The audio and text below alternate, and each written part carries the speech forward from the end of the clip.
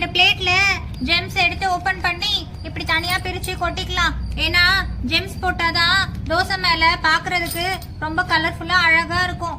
எங்களுக்கும் ஜெம்ஸ் ரொம்ப பிடிக்கும். அதனாலதான் முதல்ல நான் ஜெம்ஸ் எடுத்து இப்படி வைக்கிறேன். நெக்ஸ்ட் இந்த டைரி மில்க் ஓபன் பண்ணிக்கலாம். இது எவ்வளவு கிரீமியா இருக்கு பாரு. சரி, இந்த டைரி மில்க் எடுத்து இந்த பவுல்ல போட்டு நல்லா மிக்ஸ் பண்ணலாம். அப்பதான் தோசை சுடும் போது ஈஸியா இருக்கும் நமக்கு. டைரி மில்க், கிட்கேட், அப்புறம் 5 ஸ்டார் எல்லாத்தையும் ஓபன் பண்ணி ஒன்னொன்னா போட்டுடலாம். இந்த டைரி மில்க் சாக்லேட் ரொம்ப கிரீமியா இருக்கு. எனக்கு அப்படியே சாப்பிடணும் போல இருக்கு. தோசை சுடுற வரைக்கும் என்னால வெயிட் பண்ண முடியுமான்னு தெரியலையே.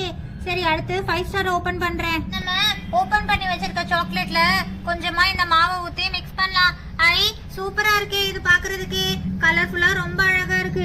எப்படி வரப்போதோ எனக்கு ரொம்ப இப்பவே ஆசையா இருக்கு. வாவ், மாவு நல்லா மிக்ஸ் ஆயிடுச்சு. இந்த சாக்லேட் தோசையை பாக்குறதுக்கே ரொம்ப